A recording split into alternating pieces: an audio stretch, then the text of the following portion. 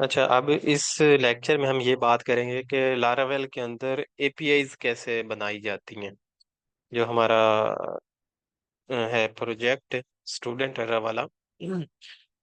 उसको लाइव अगर मैं दिखाऊं तो वो ये है।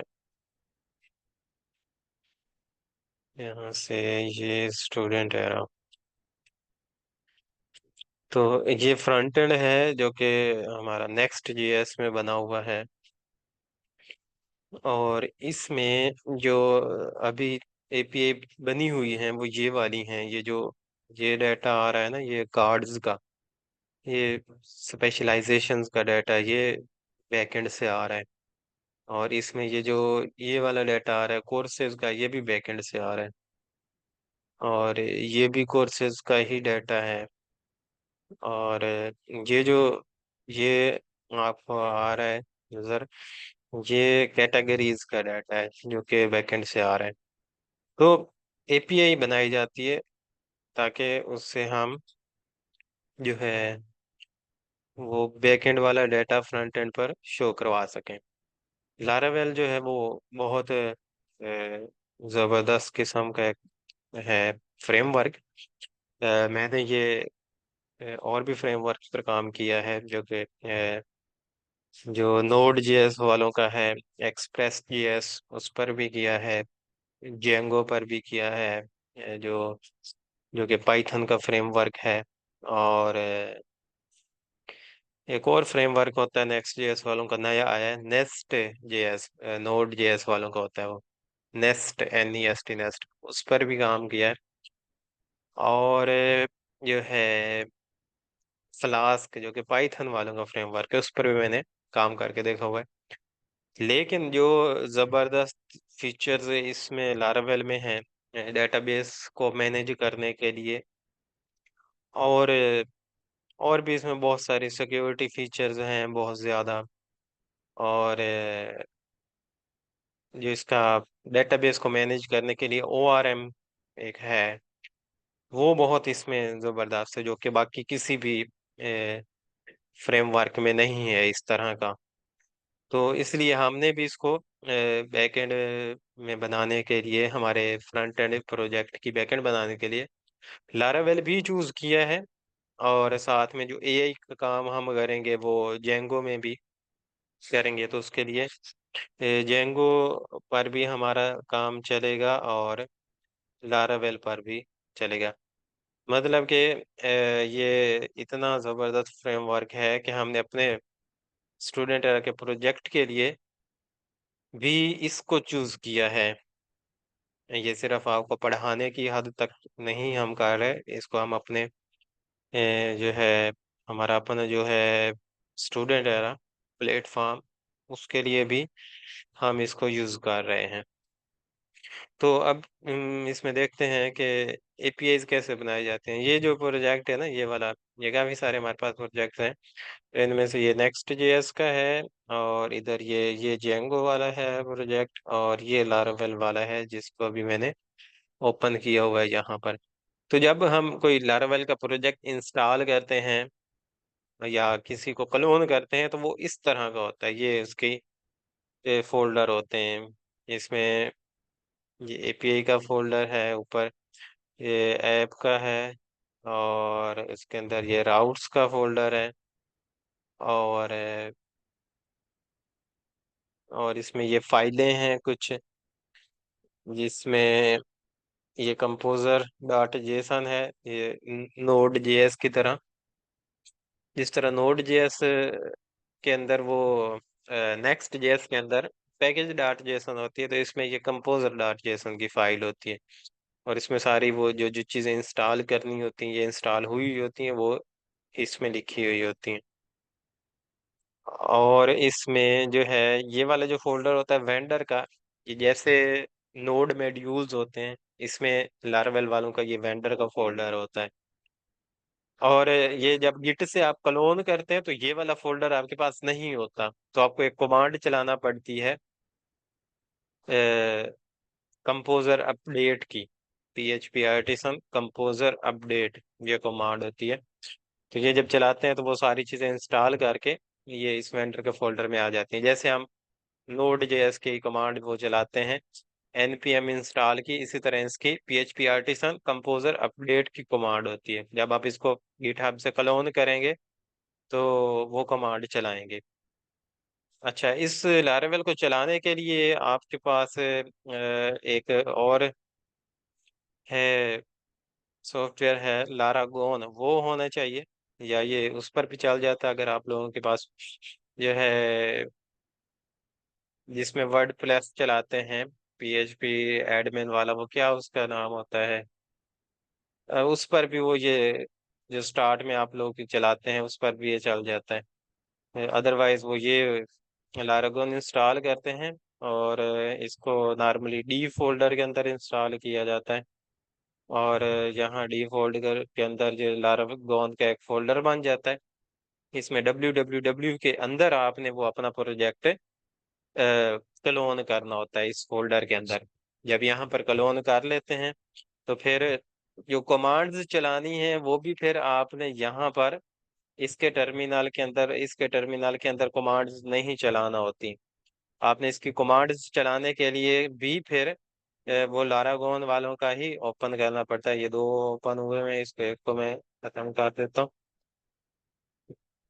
तो इसका ये जो टर्मिनल है यहाँ पर, इस पर कमांड्स चलाना होती हैं। ये देखिए, ये www फोल्डर के अंदर आ गया है। इस फोल्डर के अंदर हमारे पास फोल्डर का नाम है स्टूडेंट एरा लारावेल, तो हम इसमें आ जाते हैं। स्टूडेंट एरा और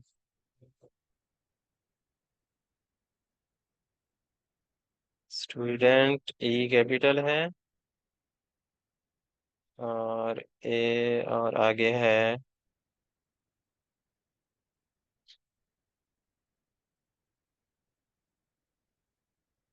ये इसको पिक क्यों निकाल रहा है, ऐसे संभाल मैंने लिखा हुआ है। अच्छा,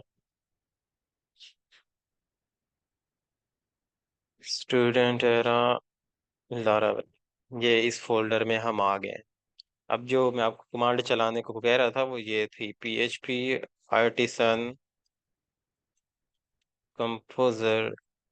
अपडेट की कमांड भी चला सकते हैं, इंस्टॉल की भी चला सकते हैं, दोनों वर्क करेंगी। तो कंपोजर अपडेट की कमांड मैंने चला दी है, जो कि मैं ना भी चलाता तो मेरा काम चल जाना था, क्योंकि वेंडर का फोल्डर ऑलरेडी मेरे पास है। तो आप लोगों ने जब स्टार्ट में उसको चलाना है, ये एरर क्या आ गया, कंपोजर इज नॉट डिफाइंड, ये कैसे हो सकता है।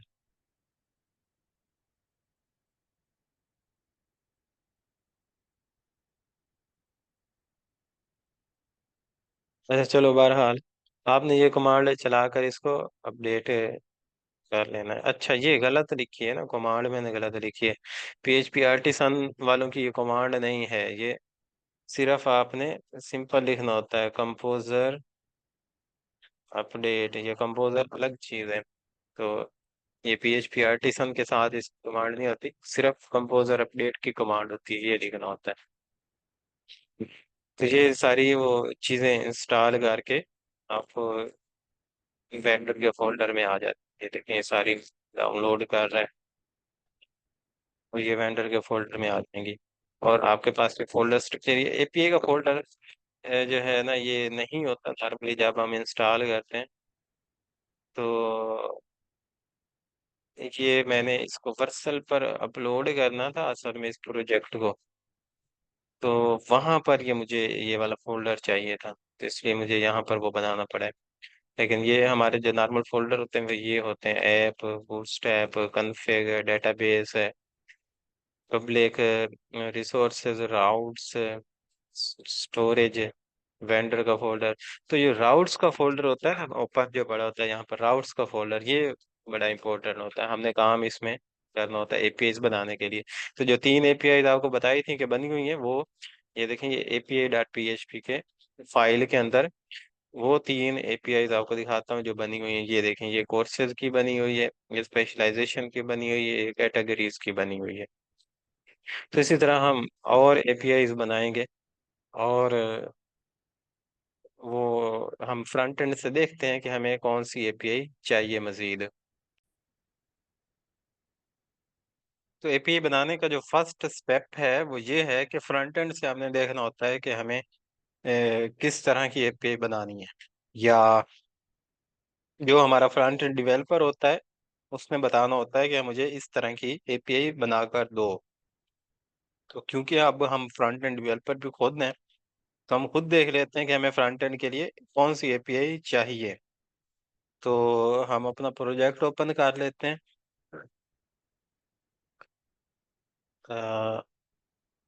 गूगल पर वो ओपन किया नहीं था।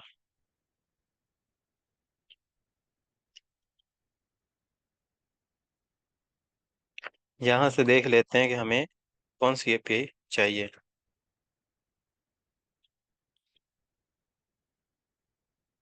एक तो लॉगिन साइन अप की चाहिए, वो बाद में बनाएंगे। अभी एक और बना लेते हैं जो थोड़ी आसान सी हो।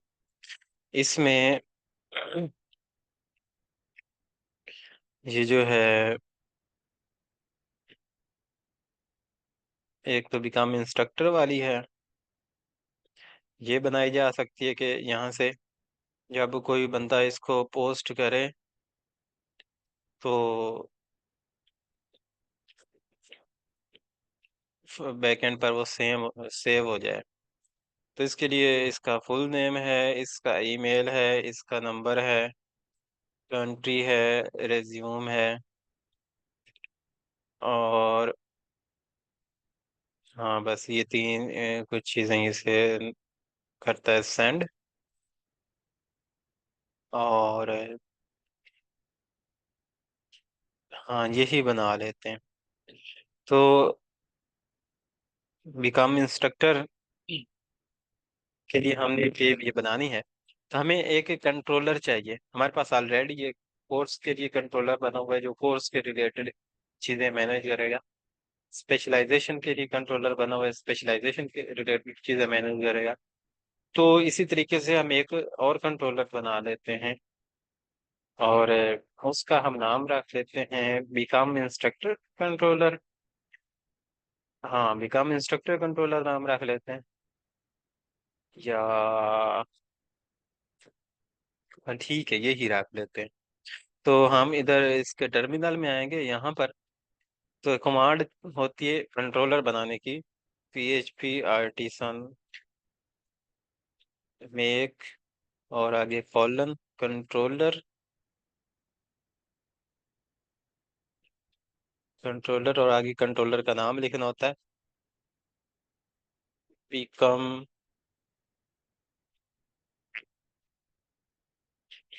इंस्ट्रक्टर, INSTR, इंस्ट्रक्टर के स्पेलिंग ठीक है क्या?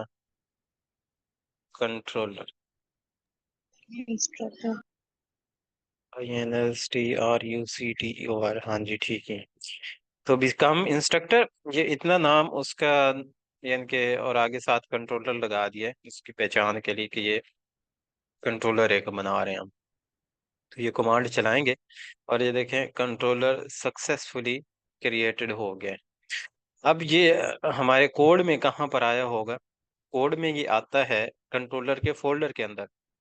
तो वो पड़ा होता है ऐप के अंदर, ये ऊपर जो मेन फोल्डर ऐप, ये वाला ऐप के अंदर HTTP, ये वाला, और इसके अंदर वो फोल्डर होता है कंट्रोलर्स का। तो इसको ऐसे क्लिक करें तो ये देखें ये वाला बिकम इंस्ट्रक्टर कंट्रोलर बन गया है। अच्छा पहले हमने एक ऊपर API का फोल्डर भी बनाया हुआ है, ताकि API के रिलेटेड जो कंट्रोलर है वो हम इसमें बनाएं। तो हम इसको इधर मूव कर लेते हैं कि API के फोल्डर में आ जाए वो। हाँ तो अब वो API के फोल्डर में आ गया यहाँ पर। तो इसको ओपन करते हैं जरा कि इस फाइल में क्या चीज़ है। इस फाइल के अंदर ये इतना उसने बना कर दिया है, पिकाम इंस्ट्रक्टर के अंदर ये इतना उसने सारा कुछ लिख के दिया है, एक क्लास बना के दी है। अब क्लास के अंदर हमने फंक्शन बनाने होते हैं। फंक्शन कैसे बनाते हैं? जैसे नॉर्मली हम जावास्क्रिप्ट में भी बनाते हैं, तो यहाँ पर भी PHP के अंदर फंक्शन बनाते हैं तो साथ में लिख रहे होते हैं कि फंक्शन पब्लिक है या प्राइवेट है। तो नॉर्मली जो हम कंट्रोलर के अंदर फंक्शन बनाए जाते हैं ज्यादातर पब्लिक होते हैं वो। पब्लिक फंक्शन वो होता है जिसको कहीं से भी एक्सेस किया जा सकता है। प्राइवेट वो होता है जिसको क्लास के अंदर से ही सिर्फ हम एक्सेस कर सकते हैं। और जो प्रोटेक्टेड होता है वो उसके चाइल्ड क्लासेस में भी हम उसको एक्सेस कर सकते होते हैं। तो वैसे आपको ये बता दिया कि इस तरह ये फंक्शंस की टाइप होती है। आगे फंक्शन का नाम लिखना होता है। तो ये एपीआई असल में ये एपीआई को कंट्रोल करेगा। ये फंक्शन, ये एपीआई बन रही है, मतलब कि फंक्शन बन रहा है जो कि एपीआई को ही मतलब कि मैनेज करेगा। तो अब क्योंकि फ्रंट एंड से हमने ये किसको किसको डील करना है, ये जब सबमिट हो तो असल में वो सेव करवा रहा है, सेव करवा रहा है इसको। तो स्टोर का नाम रख लेते हैं, जरूरी नहीं कि स्टोर कर रखें, आप सेव भी रख सकते हैं।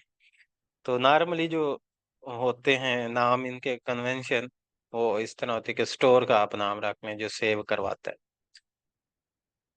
और यहाँ पर इसके अंदर हम दे लेते हैं कि रिक्वेस्ट के अंदर जो डाटा आए उसको आप डॉलर रिक्वेस्ट के अंदर डाल दो, इस वेरिएबल में डाल दो। ये वेरिएबल बनाया डॉलर साइन के साथ जो बनाते हैं वो वेरिएबल होता है पीएचपी में।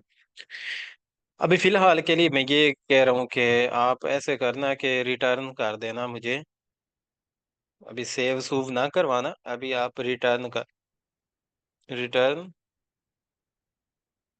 रिक्वेस्ट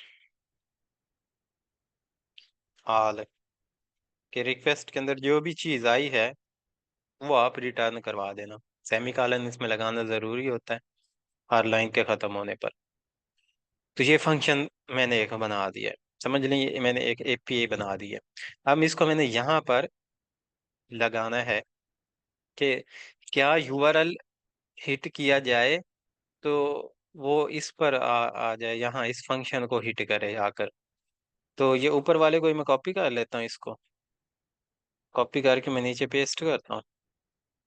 और ये मेथड मैं बना रहा हूँ गेट का, जो कि गेट का नहीं होना चाहिए, ये होना चाहिए पोस्ट का, क्योंकि हमने डाटा पोस्ट करना है, भेजना है फ्रंट एंड से। और यहाँ यूआरएल आना चाहिए कि कौन सा यूआरएल आप हिट करना चाह रहे हैं। तो बिकम इंस्ट्रक्टर रख लेते हैं इसका नाम भी।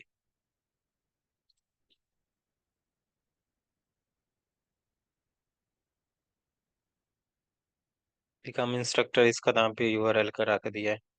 और यहाँ पर कंट्रोलर कौन सा है हमारा, कंट्रोलर का नाम है जी अच्छा, इस कार्य को अगर मिटाकर हम दोबारा लिखें ना तो सजेशन में भी आएगा। कंट्रोलर का नाम है जी बिकम इंस्ट्रक्टर कंट्रोलर। अच्छा वो उसने ये देखो ऐप HTTP और कंट्रोलर्स के अंदर जो बिकम इंस्ट्रक्टर वाला कंट्रोलर पड़ा है उसने कहा है वो वाला। तो इसको अगर हम मिटा दें, इस इतने को मिटा दें यहाँ से, तो ये देखो ये थोड़ा सा इसका कलर चेंज सा हो गया है। वो कह रहा है कि कौन सा है ये कंट्रोलर, ये कहाँ पड़ी है क्लास। तो इसको इंपोर्ट के ऊपर क्लिक करेंगे तो ये इंपोर्ट भी कर देगा ऊपर। यहाँ पर वो जो साथ लिखना था, यहाँ पर साथ लिखना था वो इसने अब ऊपर लिख दिया है यहाँ पर यूज के अंदर। ये देखें ये वो ऊपर उसने लिख दिया है, जो नीचे साथ करके वो लिख रहा था वो उसने ऊपर लिख दिया इंपोर्ट करने। और भी ये इंपोर्ट हुई हुई हैं क्लासेस, तो सिंपली इंपोर्ट के ऊपर मैंने क्लिक किया है तो उसने वो लिख दिया है। और इसमें क्या है, उसने पूरा पाथ लिखा है असल में। अगर आप का वो इंपोर्ट नहीं ऑटोमेटिक वर्क कर रहा तो ये पूरा पाथ उसने लिखा है कि कहाँ पर कंट्रोलर पड़ा है। ये देखें ऐप HTTP कंट्रोलर्स और बिकम इंस्ट्रक्टर का कंट्रोलर। और नीचे हम इसको अब ये बिकम इंस्ट्रक्टर को यूज कर सकते हैं। अब यहाँ पर आगे उस फंक्शन का नाम लिखना है कि इस क्लास के अंदर, इस बिकम इंस्ट्रक्टर कंट्रोलर की क्लास के अंदर कौन सा फंक्शन है जिसको आप हिट करना चाहते हैं जब ये वाला यूआरएल हिट किया जाए। तो वो अभी हमने बनाया है यहाँ पर बिकम इंस्ट्रक्टर कंट्रोलर की क्लास के अंदर वो फंक्शन हमने एक बनाया ये वाला स्टोर का। तो मैं चाहता हूँ कि जब भी कोई बिकम इंस्ट्रक्टर वाली एपीआई पोस्ट मेथड से हिट करे तो वो स्टोर का फंक्शन कॉल करे, स्टोर का फंक्शन यहाँ पर क्लास नहीं लिखी हमने, और कॉमा और उसके बाद ये फंक्शन का नाम लिखना होता है कि कौन सा फंक्शन कॉल करना है। तो ये हमारी एपीआई तैयार हो गई है पोस्ट की। अभी बाद में अभी हम इसमें देखेंगे कि डाटा हमने जो फ्रंट एंड से भेजना है वो कैसे इधर सेव करवाना है डेटाबेस के अंदर, वो भी देखते हैं अभी। लेकिन अभी फिलहाल इसको इतना टेस्ट कर लेते हैं कि ये क्या इतना बन गई है। तो पीएचपी स्टोम जो है, हमारा पीएचपी स्टोम कह रहा हूँ, जो पोस्टमैन है वहां से हम इसको हिट करके देख लेते हैं। और इसको हिट करने के लिए ये हमारे पास रनिंग हालत में होना चाहिए। ये अभी रनिंग हालत में नहीं है। तो इसको चलाने के लिए जिस तरह हम रिएक्ट में स्टार्ट करते हैं, तो इसको भी चलाने के लिए पीएचपी आर्टिसन सर्व किया जाता है। इसकी फिक्स कमांड है कि यही लिखनी है। ये पोस्टमैन को अलाउ करने के कह रहा है। इसको मैंने अलाउ कर दिया। अच्छा, ये कमांड चलानी है पीएचपी आर्टिसन सर्व। और ये यहाँ पर ये कह रहा है कि ये इस यूआरएल पर आपका ये चल गया है। इसको मैं यहाँ से कॉपी करके अपना इधर रख भी लेता हूँ। यहाँ पर ये देखें, ये लारावेल का जो होम पेज है वो भी यहाँ पर ये डिस्प्ले कर रहा है। तो अब पोस्टमैन से इसको मैं हिट करता हूँ। यहाँ पर नहीं, वो बनाई हुई हमने एक कलेक्शन बना लेते हैं। अच्छा, ये तो वैसे ना भी बनाए तो खैर होती है। हाँ, टिक ही नहीं रहा ये।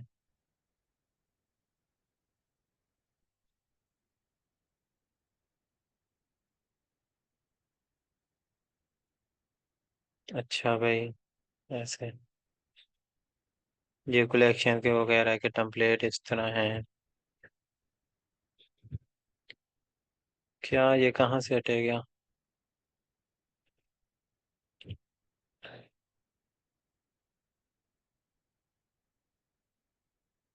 हाँ जी, बहुत बदतमीज है, इसको काट ही देते हैं फिर हम।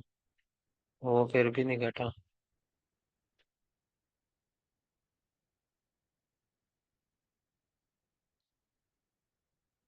लो जी, क्या गलती होगी हमसे इधर क्लिक करके कि हमने कह दिया कि एक टेम्पलेट दे दो हमें। तो उसने वो ऊपर इंटीग्रेटिंग टेस्टिंग के नाम का एक टेम्पलेट बना के दे दिया। इसको हम रीनेम करते हैं हम अपने नाम के हिसाब से। हमारे नाम है स्टूडेंट एरा, एरा लारावेल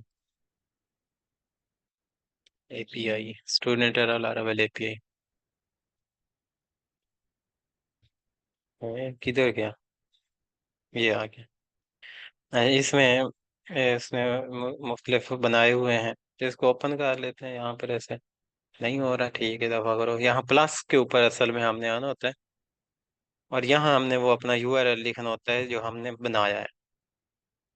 तो फ्रंट एंड पर वो चल भी रहा है हमारा प्रोजेक्ट लारावेल वाला। इसको दोबारा यहाँ से कॉपी, यहाँ से भी कॉपी कर सकते हैं। ये ऑलरेडी सिलेक्टेड है, कंट्रोल सी करके मैंने कॉपी कर लिया है। यहाँ पर मैं इसको पेस्ट करता हूँ। स्लैश आगे लिखना होता है एपीआई। ये फोल्डर का मतलब कि एपीआई बनाने के लिए डिफॉल्ट है कि आपने एपीआई यहाँ पर लिखना है। ये जब हम ये राउट्स इस एपीआई के फोल्डर के अंदर बना रहे हैं ना, तो इस वजह से उन्होंने behind the scene slash API लगा दिया हुआ है। अब ये जो जितने भी राउट्स हैं ये स्लैश एपीआई के बाद आएंगे। तो ये वाला है हमारे पास बिकम इंस्ट्रक्टर। इसको मैं यहाँ पर लिखता हूँ slash API slash become instructor. ये हमने बनाई है एपीआई। तो इसका पूरा यूआरएल ये बन जाएगा कि हमारे जो होम यूआरएल है, उसके बाद स्लैश एपीआई और स्लैश ये वाला। और ये मेथड क्या है, हमने लगाया पोस्ट का।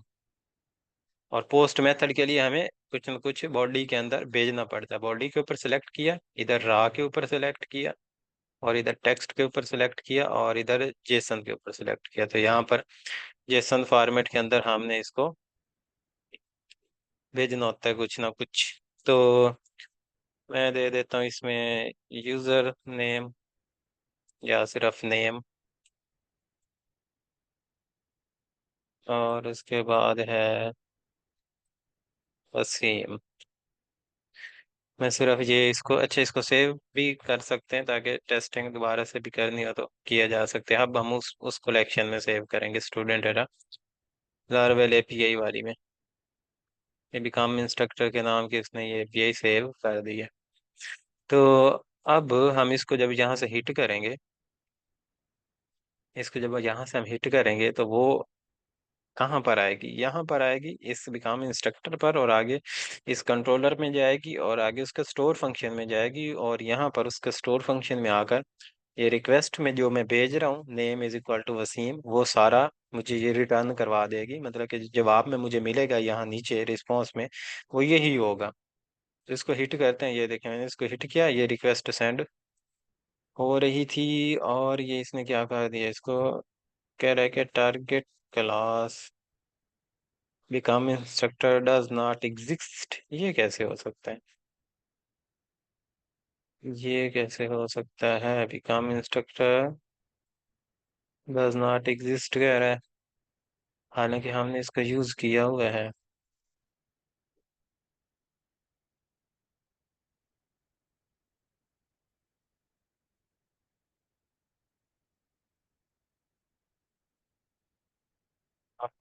इसमें ये भी मसला हो सकता है कि क्योंकि हमने जब इसको बनाया था, वो बनाया था हमने इसको इसके बाहर, और मूव हमने इसको कर दिया, फिर बाद में इसको इसके अंदर मूव कर दिया। बिकम इंस्ट्रक्टर कंट्रोलर क्या कह रहा है, target class does not exist, app H T T P controllers, ये पाथ गलत है ना, ये देखो ऐप के बाद H T T P, H T T बाद कंट्रोलर्स, कंट्रोलर के बाद भी कम इंस्ट्रक्टर, जो कि क्या होना चाहिए, ये असल में कहाँ पर पड़ी है हमारी। ये देखो ये ऐप, ऐप के बाद H T T P, H T T बाद कंट्रोलर, कंट्रोलर के बाद एपीआई। ये क्योंकि हमने उसको कमांड लाइन से बनाया था कि वो पहले बाहर बने फिर अंदर, हमने इसको मूव कर दिया। असल में इसकी जो कमांड लाइन होनी चाहिए थी वो जरा इस तरह से होनी चाहिए थी। वो कंट्रोलर में होनी चाहिए या एपीआई में ठीक ही है? हाँ वो एपीआई में ठीक ही है, लेकिन जब बनाते हुए हमने इसको यहाँ पर बनाया है ना, ये देखो ये वाला, ये जो कमांड हमने चलाई थी, ये चलानी चाहिए थी ऐसे शुरू में लिखना था हमने अपने फोल्डर का नाम एपीआई स्लैश और आगे बिकॉम इंस्ट्रक्टर। तो ये इस तरह इसकी कमांड चलानी चाहिए थी ताकि वो एपीआई के अंदर बने। तो बहरहाल अब हमने क्योंकि वो उधर मूव कर दिया हुआ है, वो मैं कमांड नहीं चला रहा दोबारा से, मैं सिर्फ इसका पाथ है यहाँ पर, जो इसका पाथ है मैं वही रख रहा हूँ देख कर कि यहाँ पर app H T T P controller, controller के बाद हमारे पास जो है वो है फोल्डर का नाम एपीआई, और उस एपीआई फोल्डर के अंदर हमारे पास ये कंट्रोलर है। अब इसको हम हिट करेंगे। अब हिट करने से पहले यहाँ इसको सर्व वहां पर होना हमने इसको, जरूरी है, सर्व करना जरूरी यहाँ है। पर हमने इसको एक नहीं लिखा था साथ, इसमें इसको एरर दे रहा था। क्या चीज़ है? यहाँ पर हमने एपीआई नहीं लिखा था साथ, इस वजह से वो एरर दे रहा हाँ, था। उसको क्लास मिल नहीं रही थी, उसको क्लास, ये अच्छा, देखो एरर में मतलब उसे वो पूरा क्या, पाथ बताया है। हाँ ये देखो ये एरर से मुझे पता चला है कि वो ये ढूंढ रहा है, वो ढूंढ रहा है app H T T P controllers के अंदर become instructor does not exist. वो समझ रहा है कि ठीक कंट्रोलर्स के है। अंदर बिकम इंस्ट्रक्टर की क्लास पड़ी है, जो कि पड़ी कंट्रोलर्स के अंदर एपीआई के अंदर वो पड़ी है, तो वो मैंने उसको पाथ सही करके दे दिया। अच्छा, तो उधर मतलब से, वो समझ रहा है कि डायरेक्ट कंट्रोलर के बाद उस फोल्डर हाँ में जाना है। क्योंकि बनाया हमने इस तरह था ना, तो इंपोर्ट करते हुए उसने जब उसको ऑटो इंपोर्ट किया है तो उसने अपने कैश मेमोरी के हिसाब से ये इंपोर्ट कर दिया था। अच्छा, हाँ, तो दोबारा से हम इसको सेंड करते हैं, अब उधर से सर्व कर दिया मैंने दोबारा से, और सेंड करते हैं। और अब ये क्या कह रहा है, अब नया एरर दे दिया इसने कोई। अब कह रहा है कि can not declare class app H T T P become instructor because name already, वही गलती की है ना हमने, उसको उधर गलत तरीके से बनाया है।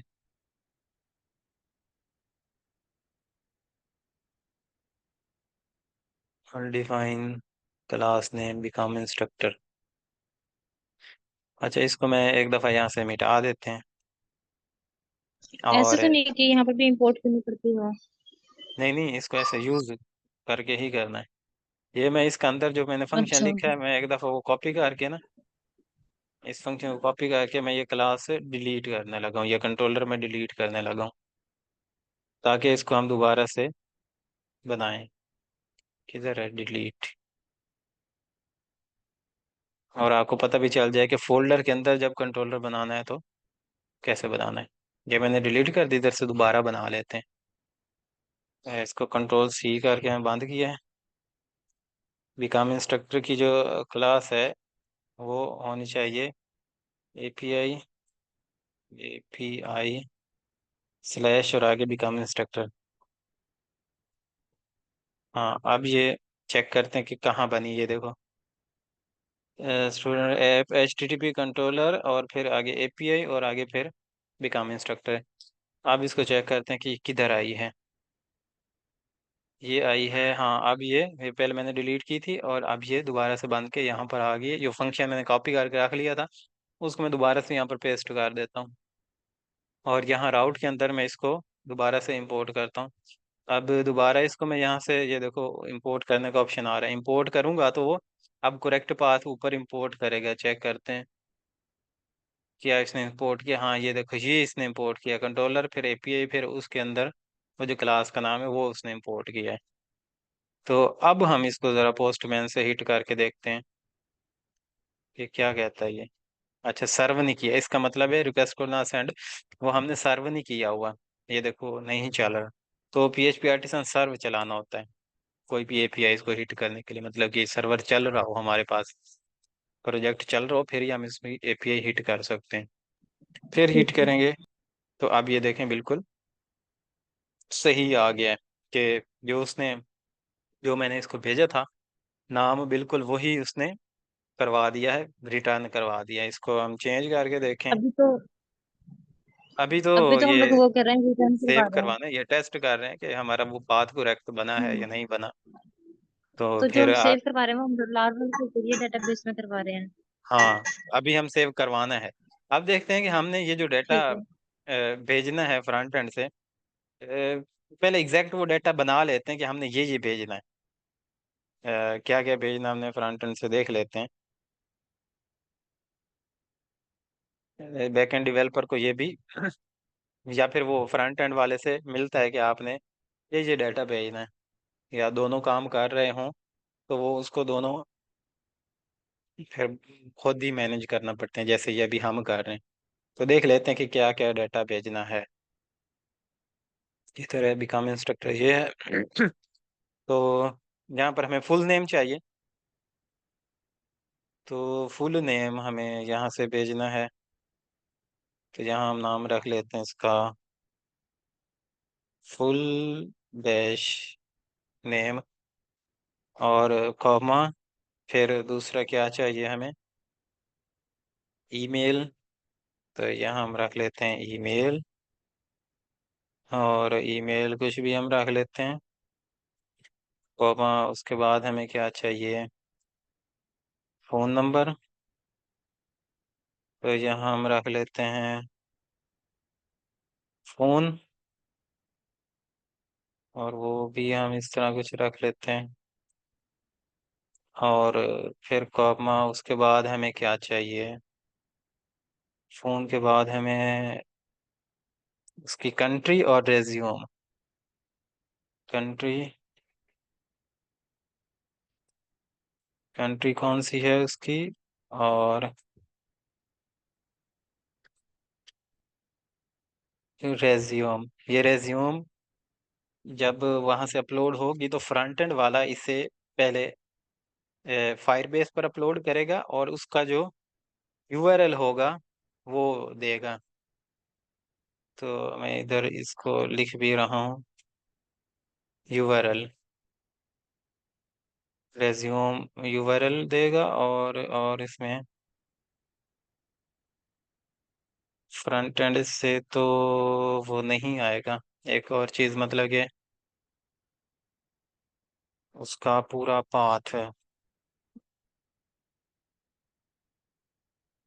रेज्यूम फुल नेम उसको कहते हैं, कि जो उसका पूरा पाथ होगा। वो फ्रंट एंड